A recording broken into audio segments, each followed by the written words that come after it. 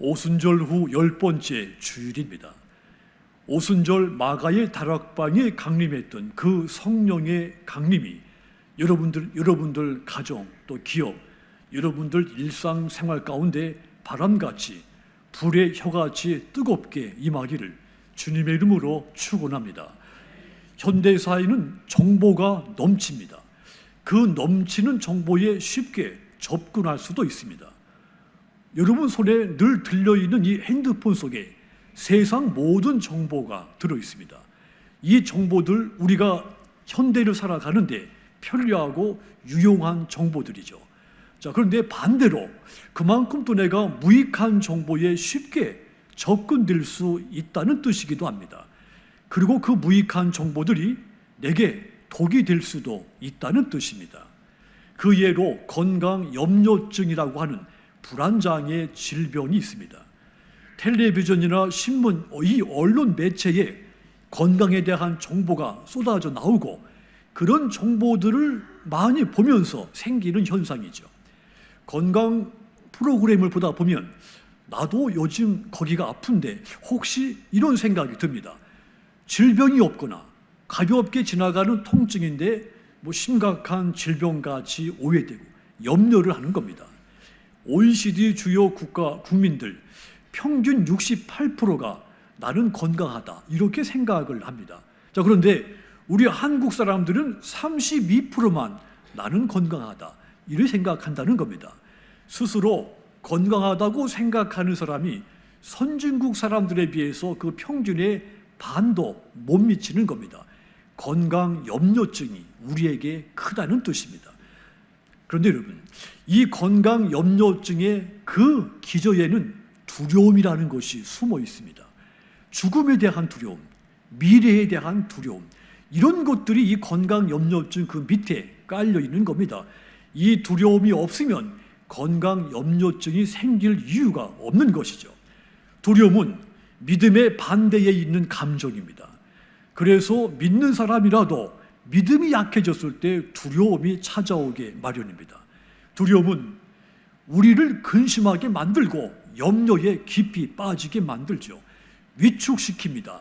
나를 끊임없이 정신적으로 육신적으로 쇠약하게 만들어서 어느 순간 내 삶이 무너지게 만듭니다. 그게 두려움입니다. 두려움이 주는 그 피해는 두려움이 생기는 그 원인보다 훨씬 더 큰 겁니다. 성경의 많은 곳에서 두려워하지 말라 말씀을 했습니다. 이 말은 역설적으로 우리가 살다 보면 그만큼 두렵게 하는 일들이, 요소들이 많다는 반증인 겁니다. 뿐만 아니라 그 두려운 요인들이 우리의 신앙을 끊임없이 가로막는다는 뜻이 되기도 하는 것이죠. 그러니까 우리는 지금 두려움을 넘어서야 하는 시대를 살고 있다는 뜻입니다. 이 오늘 본문에 야곱이 하란에서 20년 만에 다시 자기 고향으로 돌아오는 이야기입니다. 자, 우리가 고향에 간다 이렇게 할 때는 일반적으로 따뜻하고 편안하고 또 마음이 느긋해지는 그런 생각을 먼저 떠올리게 되죠. 자, 그런데 야곱에게는 그렇지가 못했습니다. 오히려 이 야곱은 고향 가는 길이 심히 두렵고 답답한 일이었습니다. 창세기 32장 7절 보시면 야곱이 심히 두렵고 답답하여 자기와 함께한 동행자와 양과 소와 낙타를 2배로 나누었다 그랬습니다. 왜 그래야 했습니까? 왜 두려워했습니까? 자신이 지은 죄 때문인 것입니다. 야곱은 팥죽 한 그릇 가지고 배고픈 형의 상황을 악용했고 눈이 어두운 아버지 이삭을 속여서 장자권을 취한 사람이었죠. 이 일이 일어난 후에 분노한 그 형을 피해서 고향을 떠나 하란으로 피신을 한 겁니다. 그러다가 20년 만에 돌아오는 길이었으니 그 두려움이 컸던 겁니다. 그런데 하나님은 그 길에서 이 야곱에게 두려움을 넘어서게 하신 겁니다. 그렇다면 여러분, 하나님은 이 야곱을 어떻게 두려움을 넘어서게 했습니까?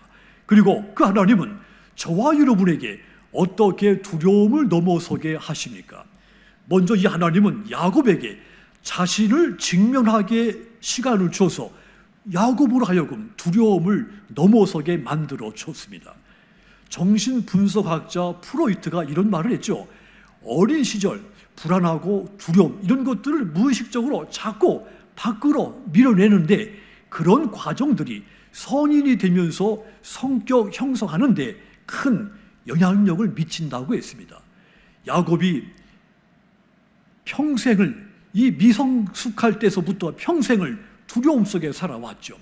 그러니까 그 두려움이 그의 성격 형성에 어떻게 작용했을까 생각해 보면 참으로 불행하고 험악한 인생을 살았다고 고백했는데 그것이 사실이었을 것 같은 추측이 듭니다.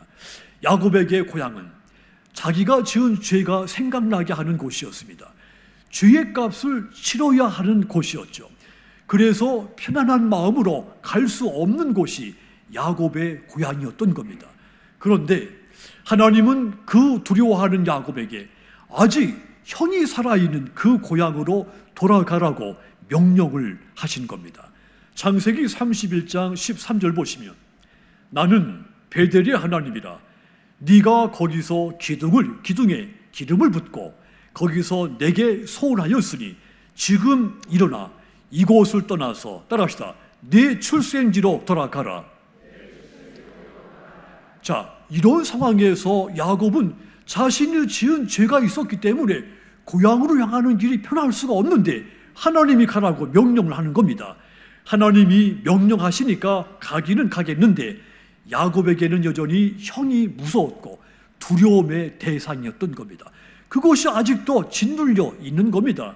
그래서 형이 선물을 먼저 받게 된다면, 내가 주는 선물을 형이 나보다 그 선물을 먼저 받게 된다면 아마 형의 마음이 풀릴지 않을까 싶었죠. 해서 선물을 먼저 보내고 자기는 뒤에 남은 겁니다. 창세기 32장 20절 보시면 또 너희는 말하기를 주의 종 야곱이 우리 뒤에 있다 하라 하니 이는 야곱이 말하기를 내가 내 앞에 보내는 예물로 형의 감정을 푼 후에 대면하면 형이 혹시 나를 받아주리라. 형에 대한 두려움에 사로잡혀 있는 이 야곱의 모습이 잘 나타나 있지 않습니까? 그때 하나님은 이 야곱의 기도를 들어주신 겁니다. 여기에서 우리가 주목해야 할 것이 있습니다. 하나님께서 두려워하는 이 야곱의 기도를 들어주시는데 그 기도 들어주시는 방식을 주목해야 합니다. 하나님은 야곱의 문제를 제거해 준 것이 아닙니다. 야곱은 하나님 앞에 그런 마음이 있었을 겁니다. 하나님, 제 형도 좀 어떻게 해결해 주고 제가 두려워하는 이 모든 원인을 다 없애 주십시오. 그런 마음이 있었을 겁니다. 그런데 하나님은 이 야곱의 모든 문제의 근원 제거해 준 것이 아닙니다. 하나님은 야곱이 원수같이 생각하는 형 에서를 쳐서 무너뜨린 것이 아닙니다. 그러니까 하나님께서 위부의 모든 문제의 원인을 제거해 주신 것이 아닌 겁니다. 하나님은 오히려 야곱을 철저하게 부수셔서 야곱 자신을 돌아보게 만든 겁니다. 두려워하는 야곱이 그 자신을 더 직시하게 만든 겁니다. 야곱에게 있는 그 두려움이 원인이 야곱 속에 있는 죄 때문이었죠. 야곱은 약복 강가에서 자신의 모습을 똑똑히 보게 됐습니다. 그는 지난 20년 동안 라반의 집에 있으면서 자기가 어떤 사람인지를 잊고 살았습니다. 야곱은 오직 나의 원수는 나를 죽이려고 하는 형 에서이고 나의 재물을 끊임없이 뺏으려고 하는 외삼촌 라반이다. 그들은 다 나의 원수다. 이 생각만 하고 살아왔습니다. 그런데 하나님께서 그 야곱 자신의 모습을 직면하게 만드신 겁니다. 창세기 32장 27절 보시면 하나님이 야곱에게 네 이름이 뭐냐 물어보시는 장면이 있습니다. 하나님께서 야곱의 이름을 몰라서 물어본 것이 아닙니다. 야곱이 나는 야곱입니다. 이렇게 대답을 했죠. 무슨 뜻입니까? 야곱의 이름, 뒤꿈치를 붙잡았다는 뜻이죠. 자, 그러니까 야곱입니다. 이렇게 야곱이 하나님께 대답한 것은 나는 발목을 잡는 자요, 남의 것을 뺏는 자입니다. 이 고백을 시킨 겁니다. 그렇습니다. 하나님은 야곱에게 나는 야곱입니다. 나는 다른 사람의 발목을 잡는 사람입니다. 자신을 직면하게 하나님이 만들어낸 겁니다. 야곱에게 있는 두려움, 자신의 죄 때문이었고 그 죄의 모습을 직면하라고 하나님이 야곱에게 이렇게 역사를 한 겁니다. 그런데 그동안 죄를 인정하지 않고 다른 사람을 탓을 하고 살아왔던 것이죠. 그래서 자신을 인정하고 고백하게 하나님이 이끌어 준 겁니다. 그렇다면 여러분은 어떻습니까? 여러분도 세상살이에 쫓겨 살면서 이 야곱처럼 자신의 모습을 직면할 시간을 놓치지는 않았습니까? 우리도 야곱처럼 내가 겪고 있는 이 문제와 고통의 원인을 다른 사람에게 돌리지는 않았습니까? 그럴 수 있습니다. 누구든지 완벽한 인격체가, 완벽한 신앙인이 못 돼서 누구든지 끊임없이 그럴 수 있습니다. 하지만 여러분, 그것은 신앙적인 행동이 아닌 것입니다. 나를 직면해서 내가 위선자며 내 안에 있는 죄가 원인인 것을 인정하고 가슴을 쳐야 되는 겁니다. 나는 죄가 없다고 하는 사람은 예수님이 필요 없는 사람입니다. 예수님은 우리 죄를 씻기 위해서 당신의 피를 흘리신 분입니다. 자신이 죄인인 것을 깨닫는 사람만이 누구든지 주님의 보혈의 피의 은혜를 입을 수가 있는 겁니다. 우리가 노력해서는 어떤 죄도 씻을 수 없습니다. 죄의 싹은 사망입니다. 그래서 우리 죄가 끊임없이 나를 두렵게 만들어 가는 겁니다. 그런데 우리가 지은 이 모든 죄의 벌을 예수님께서 대신 감당을 해 주신 겁니다.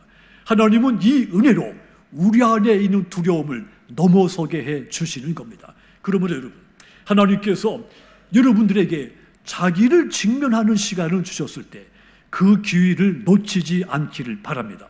그리하여 여러분 안에 있는 죄를 인정하고 예수님의 보혈의 피를 의지하여 죽음의 두려움, 미래의 두려움, 죄의 공포를 넘어서서 주님이 주시는 참된 평안을 누리며 사시기를 주님의 이름으로 축원합니다.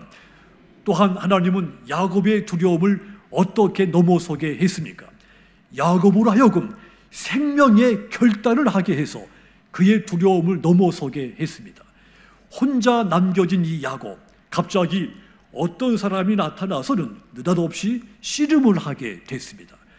이 어떤 사람은 28절 보면 하나님이신 것을 알 수가 있습니다. 하나님이 두려워서 잠을 이루지 못하고 있는 이 야곱을 찾아와서 싸움을 거신 겁니다. 하나님께서 야곱에게 찾아와서 야곱의 시설을 바꾸어 놓기 시작한 겁니다. 야곱이 자기 눈앞에 펼쳐져 있는 두려운 현실을 바라보고 있었는데 하나님이 이 야곱에게 찾아와서 두려움의 현실을 바라보지 말고 나를 바라보고 내게 매달리라고 하신 겁니다. 야곱이 이 씨름에서 생명의 결단을 걸고 하나님께 매달렸습니다. 날이 새도록 생명을 걸고 하나님과 싸운 겁니다. 얼마나 열심히 싸웠는지 허벅지 관절이 부상을 입었는데도 놓지 않았다고 했습니다. 그뿐만이 아니죠. 날이 새서 그 존재가 하나님이 돌아가려고 했을 때 당신이 내게 축복하지 않으면 가게 할 수 없다. 끝까지 목숨을 걸고 붙잡았다고 했습니다. 이때의 야곱의 모습을 상상해 보십시오. 더 이상 두려움에 떠는 모습이 상상되지 않습니다. 담대한 모습이 상상이 되죠. 그렇습니다. 하나님은 우리가 두려운 문제 앞에 섰을 때 그 두려움을 주는 문제를 바라보지 말고 하나님만 바라보기를 원하시는 겁니다. 문제에 매몰되지 않고 하나님께 시선을 돌리는 것, 이것이 가장 중요하기 때문입니다. 경제적인 문제, 또 자녀들의 문제, 또 질병의 문제, 이 모든 문제들 우리를 두렵게 하는데 우리가 이 문제를 헤쳐나가기 어려울 때가 있습니다. 그래서 때로는 자포자기할 때도 있습니다. 하지만 여러분, 우리가 정말 두려워해야 하는 것은 하나님입니다. 예수님께서도 하나님을 두려워하라고 했습니다. 다른 피조 그런 것들을 대상을 두려워하지 말라고 했습니다. 마태복음 10장 28절을 우리 함께 읽겠습니다. 몸은 죽여도 영혼은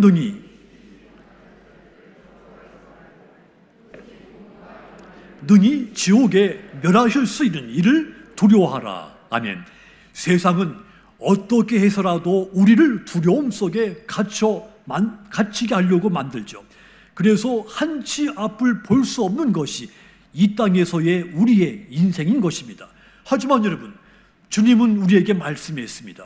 마태복음 20장 29절을 보시면 참새 2마리가 한 아사리온에 팔리지 않느냐.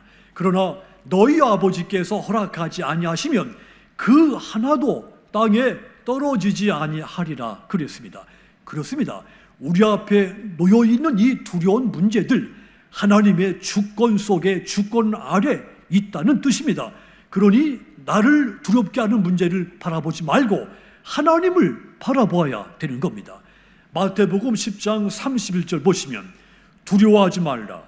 너희는 많은 참새보다 귀하다 그랬습니다. 주님의 이 말씀에서 위로받으시기를 주님의 이름으로 축복합니다. 작은 참새도 섭리하시는 하나님이신데 하나님의 형상으로 지으신 여러분들 얼마나 하나님께 귀한 존재입니까?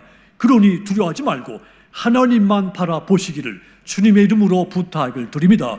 그리하여 두려움이 몰려오는 상황에서도 문제를 보지 말고 하나님을 붙잡고 생명의 결단으로 하나님과 씨름하셔서 두려움을 넘어서서 주님이 주시는 진정한 평안 가득히 누리시도록 주님의 이름으로 축원합니다.